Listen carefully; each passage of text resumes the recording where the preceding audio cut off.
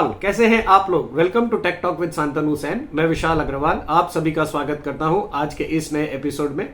तो चलिए शुरू करते हैं इसी नोट पर बीते हफ्तों की बातों का, जो 8 से 12 अप्रैल तक का था। मार्केट्स अब इलेक्शन के रंग में रंगने लगा है। अब किसी भी एक्सटर्नल फैक्टर का मार्केट्स पे कोई खास असर नहीं पड़ेगा। अमेरिका में भी रोज रोज कोई ना कोई नया स्टेटमेंट आता है जिसकी वजह से मार्केट्स वॉलेटाइल होते हैं। वहां पर ब्याज दरों को लेकर काफी अटकलें लगाई जा रही है। कोई कहता है कि इस महीने में ही बदली हो जाएगा, कोई कहता है जून में होगा, कोई कहता है जून में भी नहीं होगा। तो आए दिन नए स्टेटमेंट्स होने की वजह से वहां पर वॉलेटिलिटी जोर है, जिसकी वजह से वर्ल्ड मार्केट्स में भी वॉलेटिलिटी देखने को मिल रही है। हमारे मार्केट्स में भी वॉलेटिलिटी इस वजह से आ रही है। लेकिन हमारे मार्केट्स थोड़ा सा रिएक्शन देने के बाद फिर अपनी चाल चलने लगते हैं, क्योंकि यहां पर एक मेजर इवेंट है इलेक्शंस का। अभी दोनों तरफ की चाल मार्केट्स में देखने को मिल रही है। मिड और स्मॉल कैप्स जो अच्छे खासे ऊपर चले गए थे अपने रीसेंट लोज से, उनमें फिर से एक प्रॉफिट बुकिंग देखने को मिल रही है, एक करेक्शन देखने मिल रहा है। वहीं लार्ज कैप्स ने मार्केट्स को अच्छा संभाल भी रखा है। सॉफ्टवेयर मेजर टीसीएस के रिजल्ट्स अनुमान से बेहतर आने की वजह से इसका इंपैक्ट शायद सोमवार को शुरुआती सत्र में देखने को मिल सकता है। रिजल्ट सीजन मेजरली डोमिनेट करेगा अभी आने वाले सप्ताह को, जहां पर बड़ी बड़ी कंपनीज अपने रिजल्ट्स घोषित करने वाली है। तो चलिए शुरू करते हैं कुछ एफआईआईज की बातें।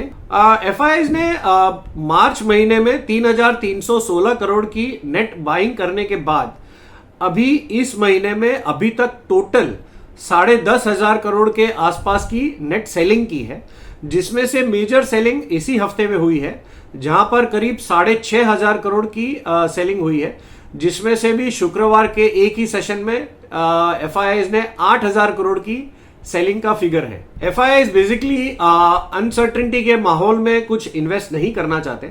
इसी वजह से इलेक्शन के पहले वो कोई भी बड़ी पोजीशन बनाना नहीं चाहते हैं। इन्होंने कंटिन्यूसली एक सेलिंग का जो ट्रिगर दबाया हुआ है। जब तक वो कंप्लीटली पॉजिटिव नहीं होता, हमारे मार्केट्स में वॉलेटिलिटी का दौर जारी रह सकता है, क्योंकि जिधर डीआईआईज कंटिन्यूसली बाइंग में रहते हैं, एफआईआईज की सेलिंग निरंतर बनी हुई है। चलिए अब शुरू अपने कुछ निफ्टी की बातें कर लेते हैं यहीं से। निफ्टी का क्लोजिंग इस हफ्ते का आया है 22,519 का। ये मोटा मोटी जो पिछले हफ्ते था उसी के आसपास जाकर बंद हुआ है, यानी मात्र 5 पॉइंट बढ़कर बंद हुआ है, इसे टेक्निकल टर्म्स में डोजी भी कहा जा सकता है। बैंक निफ्टी 48,564 पर, यानी 71 पॉइंट ऊपर चढ़कर बंद हुआ है। ये भी करीब करीब सिमिलर लेवल्स पर ही बंद हुआ है बैंक निफ्टी। सेंसेक्स 74,244 पर, यानी 3 अंक घटकर बंद हुआ है। एकदम फ्लैट मार्केट है। मतलब आप कोई भी इंडेक्स को देखकर ये अंदाजा नहीं लगा सकते कि बाजार किस तरफ जाने वाला है। बाजार एकदम वहीं का वहीं पे चिपक के बंद हुआ है। अब कुछ बढ़ने वाले इंडेक्स की भी बात कर लेते हैं, जिसमें निफ्टी मेटल वो इस बार फिर से करीब करीब 3% तक का उछाल दिखाया है इस मार्केट में। निफ्टी मेटल में कंटिन्यूसली इस साल में बहुत अच्छा रिटर्न जनरेट करके दिया है, जो हम पिछले वीडियोस में भी बता चुके हैं। उसके बाद है निफ्टी ऑटो, जो फिर से 1.16% बढ़ा है। निफ्टी ऑटो ने भी फरवरी से जो रैली शुरू की है, वो रैली करीब करीब अब 23-24% की हो गई है इंडेक्स लेवल पर। अब कुछ घटने वाले इंडेक्स की भी बात कर लेते हैं, जिसमें सबसे अग्रणी है निफ्टी फार्मा, जो करीब करीब 2% घटकर बंद हुआ है, यानी 1.94% प्रिसाइसली। और निफ्टी आईटी जो कि 0.65% घटा है। बाकी कोई भी नोटेबल चेंजेस कोई भी इंडेक्स में नहीं है। सबके सब इंडेक्स करीब करीब फ्लैट ही बंद हुए हैं इस हफ्ते में। अब कुछ बढ़ने वाले शेयरों की भी बात कर लेते हैं, जिसमें सबसे अग्रणी है हिंदुस्तान जिंक, जो कि 27% की बढ़त के साथ बंद हुआ है इस हफ्ते में। उसके बाद एक्साइड इंडस्ट्रीज, जो कि मार्केट का अभी डार्लिंग बना हुआ है, वो भी करीब 23-24% बढ़कर बंद हुआ है। वेदांता ये करीब ऑल टाइम हाई के आसपास चल रहा है, जो कि 17% ऊपर होकर बंद हुआ है। HEG, Motilal Oswal Finance, Hindustan Copper, Gujarat Fluoro, Jubilant Ingrevia, KEI Industries, Anand Rathi Wealth, KSB, Aegis Logistics, Archean Chemical, Petronet LNG, हमारा राजा और NMDC और डेटा पैटर्न, ये सारे के सारे शेयर करीब 9 से 17% तक की बढ़त के साथ बंद हुए हैं इस मार्केट में। अब कुछ घटने वाले शेयरों की भी बात कर लेते हैं, जिसमें सबसे अग्रणी है रिलायंस इंफ्रा, जो कि एक बैड न्यूज के चलते उसका शेयर करीब 30% तक लुढ़क गया था इस हफ्ते में। उसके बाद है GE Shipping, Intellect Design, Prestige Estates, Bandhan Bank, Varun Beverages, Union Bank, REC Limited, MRPL, Granules India और ओरेकल फाइनेंस। ये सारे के सारे शेयर करीब 6 से 8% तक घटे हैं। तो चलिए अब अगले हफ्ते की कुछ बातें कर लेते हैं, जो 15 से 19 अप्रैल तक का है। ये ट्रंकेटेड वीक है। शुक्रवार को वैसे जब बाजार ट्रेडिंग करने आए तब वो एक दिन की छुट्टी के बाद आए थे, ईद की छुट्टी थी। ट्रेडर्स कुछ कंफ्यूज से लग रहे थे कि मार्केट्स किस तरह से बिहेव करेंगे।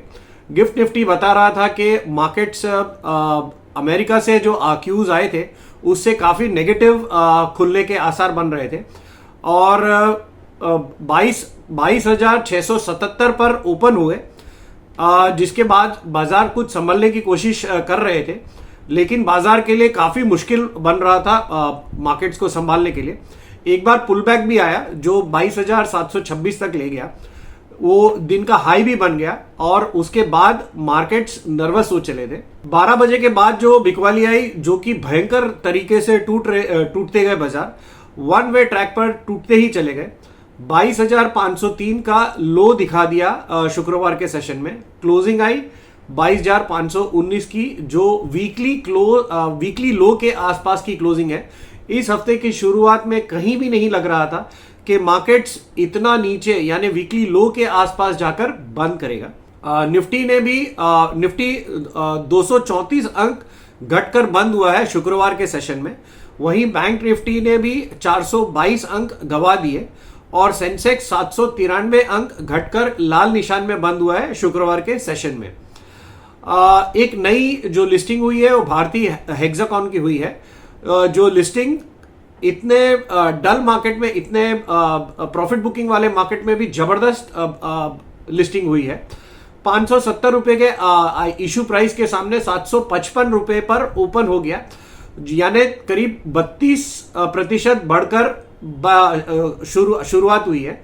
क्लोजिंग आई है 814 की, यानी करीब 43% बढ़ने के बाद बंद हुआ है, जो कि इस शेयर के लिए काफी अच्छा माना जाएगा ऐसे मार्केट में। अब आगे क्या होगा, ये सबके दिमाग में एक ही सवाल है, अब आगे क्या होगा। बाजार बंद होने के बाद कुछ मैक्रो आंकड़े आए हैं शुक्रवार को। महंगाई और IIP के आंकड़ों का असर बाजार को सोमवार के शुरुआती ट्रेडिंग सेशन में देखने को मिलेगा। भारत के मार्च महीने के CPI के आंकड़े 5.09 से घटकर 4.85 हैं, जो कि पॉजिटिव माना जाएगा। ये कोई भी अनुमान के हिसाब से इसे 4.9 के नीचे नहीं देखा जा रहा था। वहीं भारत के जो IIP के फिगर्स हैं वो आए हैं 3.8% से बढ़कर 5.7% की लंबी छलांग लगाई है। ये किसी भी अनुमान से तेज आंकड़े हैं। इन दोनों फिगर्स का जो रिस्पॉन्स है वो मंडे के सेशन में देखने को मिलेगा। TCS का भी जो रिजल्ट आया है वो काफी बेहतर है। TCS के नतीजों में मेन फोकस जो है वो था ऑपरेशनल फ्रंट की इनकम पर, जो कि काफी अच्छे है। टोटल कॉन्ट्रैक्ट वैल्यू भी बहुत अच्छी है और मार्जिन्स भी कंपनी ने प्रोटेक्ट करके रखे हैं। 26% के मार्जिन्स काफी अच्छे माने जाएंगे, क्योंकि ब्रोकिंग आउटफिट्स अभी IT कंपनीज पर उतने बुलिश नहीं है। अगले हफ्ते में Infosys, Wipro, HDFC bank, HDFC life के नतीजे आने हैं। रिजल्ट सीजन में मार्केट्स कुछ संभल कर ही ट्रेड करेंगे। शुरुआती हफ्तों में बाजार नतीजों का आकलन करेगा। बाजार के लिए अभी के लिए इमीडिएट सपोर्ट 22,500 पर बन सकता है। इसके बाद बाजार 22,300 22,350 के आसपास बुल्स मार्केट्स को बचाने की कोशिश कर सकते हैं। ऊपर में 22,650 से 22,700 के लेवल्स को क्रॉस करने में बाजार को लिए एक बार के लिए दिक्कत होगी, क्योंकि इन्हीं लेवल्स के आसपास से जोरदार सेलिंग देखने को मिली है। अगला हफ्ता फिर से एक ट्रंकेटेड वीक है, जिसमें रामनवमी के अवसर पर बाजार बंद रहेंगे, यानी 17 अप्रैल बुधवार को शेयर बाजार बंद रहेंगे। बाजार में अभी रिजल्ट्स का ही इंपैक्ट मेजरली देखने को मिलेगा। सोमवार को ओपनिंग में सबसे पहले ट्रैक होगा टीसीएस, और फिर बाद में आईटी स्टॉक्स। ये सारे के सारे स्टॉक्स सोमवार को शुरुआती सत्र में ट्रैक होंगे। तो दादा, ये हमारी तरफ से एक फंडामेंटल और डेटा एनालिसिस था। अब आप बताइए कि आपको मार्केट टेक्निकली क्या लग रहा है। ओवर टू यू दादा। 15/4 से लेके 19/4 के बीच में बाजार का बातचीत।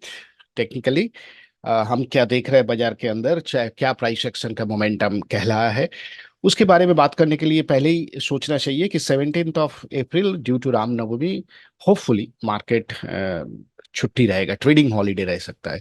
वो थोड़ा चेक कर लीजिए। मैं कंफर्म नहीं हूँ, इसलिए नहीं हूँ। मैं अब जब रिकॉर्डिंग कर रहा था तो उस टाइम मैंने छुट्टी का जो लिस्ट है वो देखा नहीं, तो मेरे दिमाग में जो आया है, जो एक बार देखा था, उसके कारण ये चीज मैं आप लोग को बताना चाहता हूँ। बाकी जो है 19 को इलेक्शन स्टार्ट हो रहा है। ऑब्वियसली अब मोमेंटम थोड़ा इलेक्शन के ऊपर ही रहेगा, ये कॉमन सेंस है। बट मेरा बाई तरफ है वीकली निफ्टी, उसके बाद डेली निफ्टी, बीच में है bank Nifty weekly and daily bank Nifty.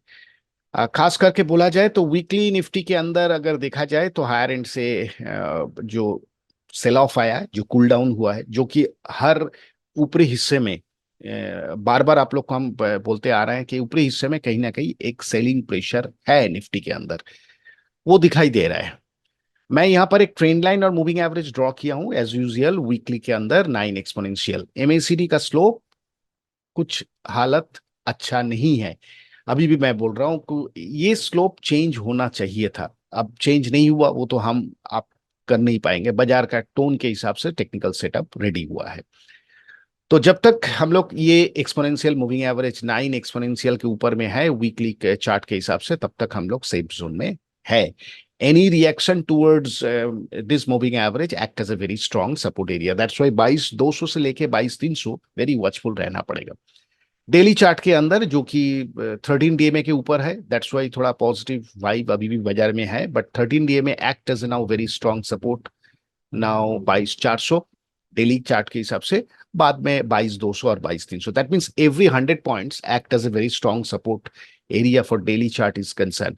Daily weekly combine करके देखा जाए तो डेली आरएसआई और स्टोकेस्टिक्स का मोमेंटम थोड़ा नीचे की तरफ है। दैट्स वाई थोड़ा रुक रुक के जा सकता है निफ्टी। बट फिर भी बोल रहा हूँ ब्रॉडर रेंज बना सकते हैं, बट अभी भी गुंजाइश यही है, जब तक प्रॉपर कोई ब्रेकडाउन नहीं हो नेगेटिव सोच रहना नहीं चाहिए, बल्कि सोच नेगेटिव होने से भी एक ट्रेडिंग बैंड सोचना चाहिए जहां नीचे की तरफ बाजार का सपोर्ट आ सकता है। वो कहाँ है, वो सपोर्ट कैलकुलेटिव कहाँ है, वो सब नेक्स्ट स्लाइड में हम लोग देखेंगे। But still chart is concern 22,200 22,300 22,400 her 100 point के नीचे एक स्ट्रॉन्ग सपोर्ट एरिया है। Now bank Nifty is concern, लगातार एक महीना से शायद आप लोग को बोलते आ रहा हूं कि बैंक निफ्टी कुछ इंटरेस्टिंग चार्ट है। फाइनली नया हाई करके बैंक निफ्टी आया है। अब वीक टू वीक क्लोजिंग के हिसाब से देखा जाए हायर क्लोजिंग, बट ये जो डोजी फॉर्मेशन कुछ हद तक थोड़ा नेगेटिव है। बट वीकली एमएसीडी चार्ट जहां निफ्टी का नेगेटिव है, बैंक निफ्टी का पॉजिटिव है। That means any sort of corrective phase correction towards 4750 47,600 47,500 47,600 very strong support area बन सकता है बैंक निफ्टी। क्योंकि अगर बैंक निफ्टी देखा जाए, ये था हम लोग का ब्रेकआउट, तो ब्रेकआउट करने के बाद ब्रेकआउट जोन के आसपास आके थोड़ा कंसोलिडेट करके फिर अगर मोमेंटम बनाता है तो ये काफी बढ़िया मोमेंटम मिल सकता है बैंक निफ्टी इस chart is concern. Daily chart के हिसाब से देखा जाए 13 डीएमए के ऊपर क्लोजिंग लगातार, उसके बाद जाना, पॉजिटिव व्यू बनाना, जो थियोरिटिकल था वो फुलफिल कर चुका है। अभी ऊपर से थोड़ा रिएक्शन आया है और रिएक्शन में अभी हम लोग थोड़ा स्लाइटली डेली चार्ट के अंदर ओवरबॉट जोन में है बैंक निफ्टी के अंदर। तो दैट्स वाई कूलिंग डाउन जो सिग्नल है, बल कूल डाउन हम लोग जिसको बोलते हैं चार्ट के अंदर, वो दिखाई दे रहा है बैंक निफ्टी और निफ्टी के अंदर। तो ये सब देखते हुए थोड़ा सा हल्का फुल्का कॉशस नोट रखना चाहिए दिमाग में। बट रेंज ट्रेडिंग के अंदर लोअर बैंड में सपोर्ट मिलने का चांस ज्यादा है। बाकी जो सपोर्ट एंड रेजिस्टेंस है वो हम लोग नेक्स्ट स्लाइड में जरूर देखेंगे।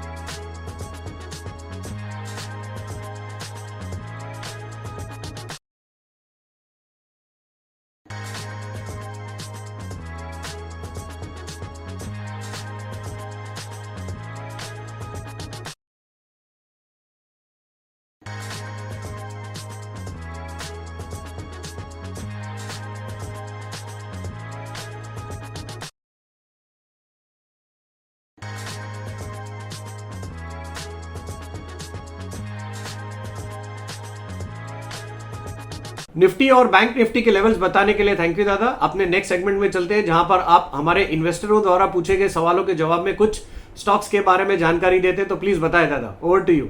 आज जो तीनों स्टॉक के ऊपर बात करेंगे, हालांकि इस बार हम कोशिश कर रहा था कि जो जिसका बिटन डाउन हुआ है उसी सेक्शन में, लेकिन मेरे हिसाब से जिस हालत में ये सब स्टॉक क्लोजिंग हुआ है, trend is concern and chartical formation is concern, मेरे को बात करना ही पड़ेगा। तो that's why Puravankara, Sumit Woods and Zuari industry. Puravankara से शुरू करता हूँ। लास्ट वीक का कैंडल खुद ब खुद बता रहा है कितना पॉजिटिविटी था। अगर देखा जाए ये जो रैली, उसके बाद 1326 का 20 वाला जोन जो कि सपोर्ट एरिया के हिसाब से काम हुआ है, उसके बाद रैली, मतलब पूरा चार्ट अगर देखा जाए तो ये प्रीवियस स्टॉक, देखिए ये जो चार्ट का जो फॉर्मेशन है ना, ये बार बार ऐसे करके राउंडिंग सॉसर बनाना, सॉसर नहीं बोलेंगे, राउंडिंग बॉटम बना के फिर से ऊपर ऊपरी हिस्से में जाना, ये कई तरीके से ऐसा चार्ट हम बार बार देखते आए थे। और वो चार्ट का सक्सेस रेशियो सबसे ज्यादा होता है क्योंकि 2008-9 से ये पैटर्न बन रहा है, उसके बाद इसका ब्रेकआउट, उसके साथ प्राइस एक्शन, वॉल्यूम, तो पूरा जो रिएक्शन आया था, क्योंकि ये स्टॉक एक टाइम में ऊपर में 650 माने 460 के आसपास था। अभी वहां से करेक्टिव होने के बाद जो मोमेंटम मिला है, अभी सामने में ये जो एरिया है यही एक मेजर रेजिस्टेंस है, दैट मींस अराउंड 350। उसके बाद मल्टीपल जगह है, ये सब जोन हम लोग देखेंगे, लेकिन जो जिस हिसाब से मोमेंटम बना है, एनी काइंड ऑफ रिएक्शन ये सब जोन के अंदर, दैट मीन्स 270 280 बहुत स्ट्रॉन्ग सपोर्ट बन सकता है। Others indicator like MACD and momentum indicator condition very very promising. That's why मैं ये स्टॉक को आज आप लोग का सामने बातचीत कर रहा हूँ, विश्लेषण कर रहा हूँ। इसके अंदर जो भी फंडामेंटल और सारा टेक्निकल्स चीज है, चाहे वो डेली हो, मंथली हो, चार्ट प्लीज एनालिसिस कीजिए और ये नोट करके रखिए, ये स्टॉक कहीं आप लोग को सस्ता दाम में मिलेगा या कुछ रिएक्शन आता है तो स्टॉक एक हेल्दी हो सकता है नेक्स्ट फ्यू मंथ के लिए। तो दैट्स वाई चार्ट एप्रिसिएशन होगा कि नहीं होगा, इसके लिए ये चार्ट को मैं रेडर में डालूंगा और वॉच लिस्ट में डाल के जरूर इस चार्ट के अंदर देखेंगे क्या मोमेंटम बन रहा है। नेक्स्ट स्टॉक जो है सुमित वुड्स, थोड़ा कम दाम वाला स्टॉक है, लेकिन प्राइस एक्शन और एनएसी में डेटा थोड़ा कम है, जिस हिसाब से ऊपर में सेल ऑफ हुआ है, ये एक सिनेरियो थोड़ा नेगेटिव है, but around 45 to 50 very strong support area. तो ये चार्ट के ऊपर भी थोड़ा नजर रखिए, एमएसीडी, आरएसआई, स्टोकेस्टिक्स, चाहे वीकली हो चाहे मंथली हो, चार्ट इज कंसर्न, मेरे को अच्छा लग रहा है। मोमेंटम इंडिकेटर सभी जगह में पॉजिटिविटी है। ये सब स्टॉक क्या होता है, इसमें नजर रखिए, कभी कभी बाजार के अंदर जो प्रॉब्लमेटिक सिनेरियो बनता है तब ये सेल ऑफ में आ जाता है। उस टाइम ये सब स्टॉक का नाम भूल मत जाइए, उस टाइम ये चार्ट को रीड कीजिए, वो काफी इंटरेस्टिंग चार्ट बन सकता है। फाइनल स्टॉक ज्वेलरी, इसका भी चार्ट फॉर्मेशन अगर देखा जाए तो मेरे को याद आ रहा है ट्रिल का चार्ट। आप लोग काइंडली ट्रिल का चार्ट वीकली मंथली करके देखिए, जो 35-40 के आसपास रेंज बना था। नाउ तो ट्रिल बिकम अ स्टार, 500 550 के ऊपर चला गया। हम लोग भी बात किया था ट्रिल 40-50 रुपया का रेंज में। एनीवे, जो जुआरी एग्रो का चार्ट पैटर्न कुछ उसी टाइप का है। Highest ever closing momentum is concern very high, तो दैट्स वाई थोड़ा रुक रुक के ये सब स्टॉक के ऊपर नजर डालिएगा। कोई मोमेंटम के हिसाब से चेज मत करना। थोड़ा मोमेंटम ज्यादा है, any kind of reaction stock healthy हो सकता है चार्टिकली। तो दैट्स वाई ये तीनों स्टॉक आज मैंने आप लोग के साथ एक बहुत कम टाइम के अंदर बात किया हूं। पूर्वांकारा limited, Sumit Woods and Zuari industry. नजर रखिए, टेक्निकल एनालिसिस कीजिए, इसके अंदर बाकी जो चीजें है, जो जो चीज डेवलप हो रहा है उसको देखिए, इसका फंडामेंटल स्टडी कीजिए, सेबी सर्टिफाइड फाइनेंशियल एडवाइजर से सलाह लीजिए। ये सब काम आप लोग बैक एंड में करते रहिए, होमवर्क करते रहिए, तब जाके कोई बढ़िया चार्ट आप लोग को मिल सकता है for the next 6 month to 12 months time horizon में। तो ये था आज तीनों स्टॉक का चर्चा। चलिए आप हम लोग का नेक्स्ट सेगमेंट में। स्टॉक्स की जानकारी देने के लिए थैंक यू दादा। अपने नेक्स्ट सेगमेंट में चलते हैं जहां पर आप ब्रेकआउट स्टॉक्स के बारे में बताते हैं, तो प्लीज बताएं दादा, over to you.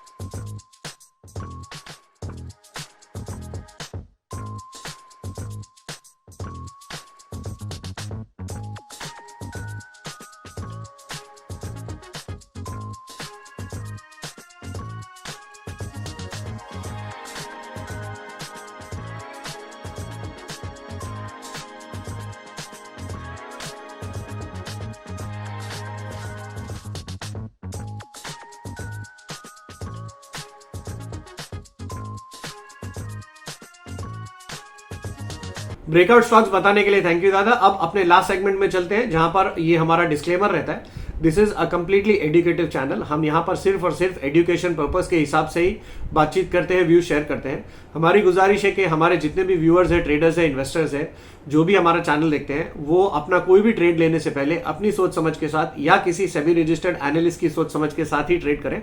We will not be responsible for anything. Thank you, bye.